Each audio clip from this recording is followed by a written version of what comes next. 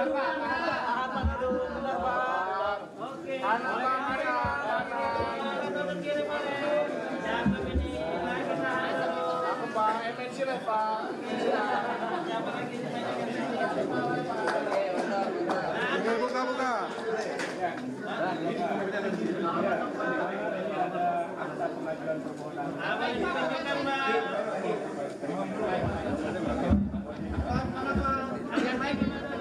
Ada yang kami registrasi hari Senin, Pak. Ada nomor perkaranya. Baik, silakan.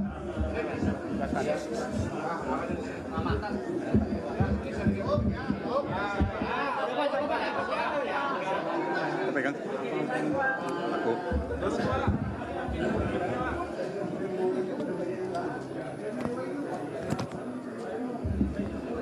Saudara-saudara sekalian, terima kasih sudah lama menunggu. Ya. Tapi alhamdulillah pendaftaran permohonan PHPU Paslon 03, Pak Ganjar dan Pak Mahfud sudah selesai. Ya. Dan nomornya adalah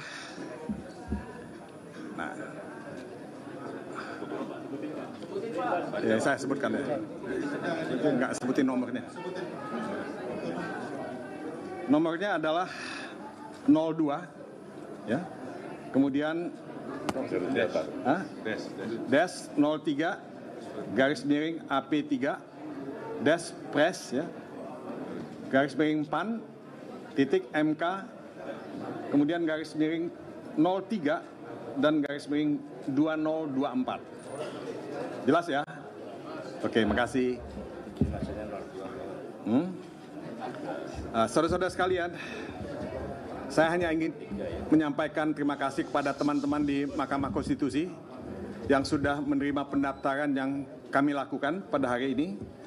Memang masih ada bukti-bukti yang belum ya kami ajukan, tapi malam ini insya Allah kita akan lengkapi bukti-bukti yang belum sempat ya kita binding ya, belum sempat kita bundel pada hari ini. Jadi insya Allah malam ini itu akan dilengkapi dan kita akan siap untuk bersidang ya pada jadwal yang ditentukan oleh MK. Nah, saudara-saudara, permohonan kami cukup tebal ya, itu 151 halaman. Ya, itu belum disertai dengan belum termasuk bukti-bukti ya dan lampiran yang lain ya. Tentu ada posita seperti biasa, ada petitum. Nah, saya hanya ingin menjelaskan beberapa hal secara sangat umum. Karena secara detail nanti akan kita sampaikan pada persidangan di MK nantinya.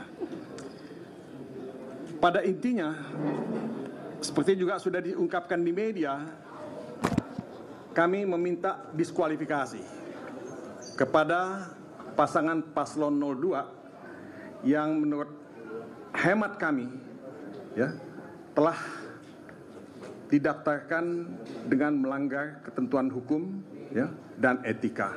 Dan itu sebetulnya sudah dikonfirmasi oleh MK-MK dan terakhir oleh DKPP. Ya. Tapi saya tidak ingin detail mengenai hal ini. Saya hanya ingin memberikan semacam indikasi. Ya. Kemudian juga tentu karena ada diskualifikasi kita juga memohon pemungutan suara ulang di seluruh TPS di Indonesia. Jadi bukan di satu tempat atau dua tempat tapi di seluruh Indonesia. Dan tentu kami juga meminta kepada MK untuk membatalkan keputusan KPU yang kita sama-sama dengarkan beberapa hari yang lalu. Dan memerintahkan KPU untuk menyelenggarakan pemungutan suara ulang seperti yang kami minta. Nah, saudara-saudara, ini intinya yang kami minta. Tapi saya ingin mengajak teman-teman untuk melihat apa sih sebetulnya persoalan yang kita hadapi. Ya, karena menurut saya kita dalam satu momen ya yang sangat menentukan dalam kehidupan kita berbangsa dan bernegara ini. Kita ini mau membawa bangsa ini kemana? Kita ini mau membawa negara ini kemana? Demokrasi itu penting, supremasi hukum itu penting, konstitusi itu penting, dan kita tidak ingin itu diinjak-injak. Kita tidak ingin itu dilanggar. Ya, nah kita melihat asal muasal ini semua adalah nepotisme. Sekali lagi saya ucapkan nepotisme yang membuahkan abuse of power, penyalahgunaan kekuasaan yang terkoordinasi. Ya. Nah, ini yang menjadi inti dari persoalan kebangsaan dan kenegaraan yang kita hadapi ini. Karena nepotisme itu melahirkan abuse of power yang punya ramifikasi, ya, yang begitu banyak. Nah, ramifikasinya apa? Yaitu putusan MK nomor 90, salah satu. Ya, itu ramifikasinya. Nah, Anda bisa lihat putusan MK-MK, putusan DKPP dan sebagainya. Nah, ramifikasinya yang lain apa? Intervensi kekuasaan. Kemudian politisasi bansos, itu ramifikasinya. Dan kriminalisasi kepala desa yang begitu banyak kita saksikan di banyak tempat. Kami ini ikut kampanye dan ikut berkali-kali ke daerah dan bertemu dengan kepala desa, bertemu dengan lurah, ya, bertemu dengan aktivis-aktivis, dan kita mendengarkan, merasakan begitu banyak, ya, kriminalisasi dan intimidasi yang dilakukan. Nah, saudara-saudara, ini hanya sebagian dari apa yang kami muat dalam permohonan kami. Masih ada lagi misalnya penyalahgunaan sistem IT KPU yang menurut kami sangat, ya, banyak, ya, diperbincangkan dan tidak bisa diterima sama sekali. Sirekap adalah salah satu contoh, dan kami sudah bertemu dengan banyak pihak yang mengatakan banyak sekali masalah dengan Sirekap, ya, dan penggelembungan suara itu bisa terjadi di sana. Ada lagi isu masalah DPT bermasalah. Tapi sekali lagi saudara-saudara, saya tidak ingin mengungkapkan itu semua. Yang saya ingin katakan, bola itu ada di Mahkamah Konstitusi. Bola itu ada di Mahkamah Konstitusi, dan MK itu adalah guardian of the Constitution. Sebagai guardian of the Constitution, MK itu mesti melaksanakan konstitusi, MK itu mesti melaksanakan hukum, mesti menegakkan demokrasi. Dan MK diuji apakah dia akan bisa bertahan sebagai Mahkamah Konstitusi atau akan menjadi kepanjangan tangan kekuasaan. Ya. Nah, saya kira sih terpulang kepada MK untuk membuktikan dirinya di panggung sejarah Indonesia. Saudara-saudara, ini beberapa hal yang saya ingin sampaikan. Ya, tentu kalau saudara bicara mengenai tujuan kami, ya, tentu kami ingin memenangkan, ya, seperti pada Pilpres, ya, karena kami yakin kita punya dukungan pemilih yang cukup banyak. Saya tidak pernah percaya bahwa dukungan terhadap Ganjar dan Mahfud pada level seperti sekarang ini. Kalau saya mendengar denyut nadi antusiasme dari masyarakat yang kita datangi setiap saat di daerah.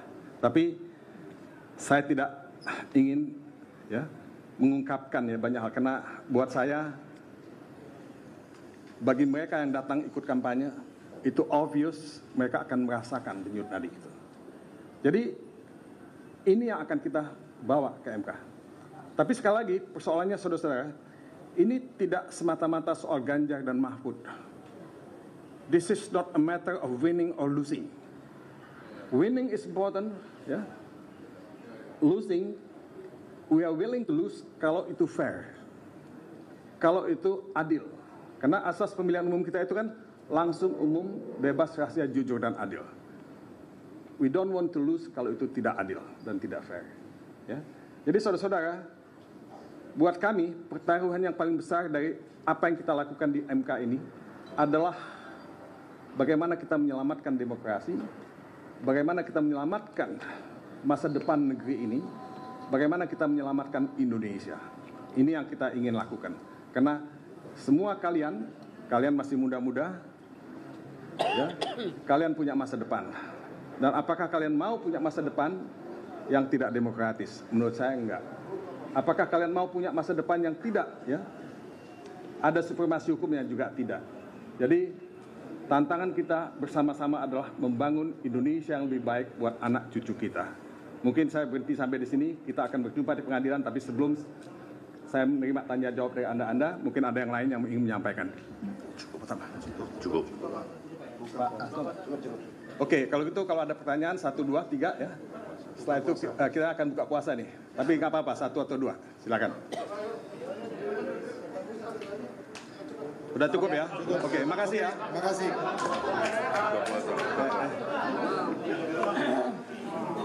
Bertanya.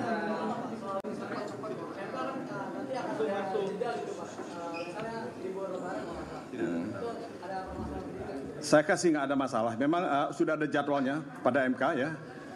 Saya sudah diberitahu bahwa putusan MK itu akan dibuat pada tanggal 22 April. Pada tanggal 27 itu sidang pertama, 27, 28, 29, 30, ada 31 nggak? Ya. Kemudian tanggal 1 ya. Setelah itu tanggal 16, 17, 18, dan setelah itu tanggal 22. Kalau saya tidak salah. Ya. Oke. Soal saksi Pak, saksi disiapkan dari mana saja dan sebelumnya kan di Kompas juga Bapak sempat menyebutkan kalau ada intimidasi kepada saksi-saksi. Nah bagaimana dari tim Federal ini mungkin apa ya, menyiapkan perlindungan untuk para saksinya? Saksi itu kita dapat dari banyak daerah, ya, bukan hanya Jakarta. Jumlahnya itu mungkin sekitar 30 ya, dan ahli kita ada sekitar 10. Ya. Jadi ya, kalau Anda tanya bagaimana melindungi saksi-saksi, ya tentu tugas kita semua, terutama aparat keamanan untuk melindungi saksi-saksi. Karena saksi-saksi tidak boleh diintimidasi, tidak boleh ditekan. Ya. Dan saya minta semua pihak untuk bekerjasama melindungi saksi. Ya. Kami akan menjaga saksi kami tentunya, tapi siapapun tidak boleh intervensi terhadap saksi-saksi. Terima kasih.